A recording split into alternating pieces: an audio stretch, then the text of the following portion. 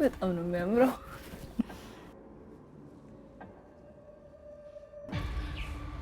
ወይ ካልሆነ ማንም ያገኘን ቦታ ተያይዘን ጥፋ እንዴ? አሁን መሄድ አለብኝ። ነገ እንገናኛለን። እሺ? እኔ ያላንተ መኖር አልፈልግም። መሞት እፈልጋለሁ። አባትሽስ?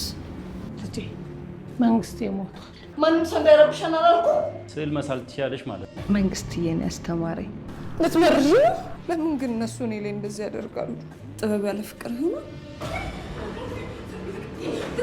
አልጨረስክም እንዴ?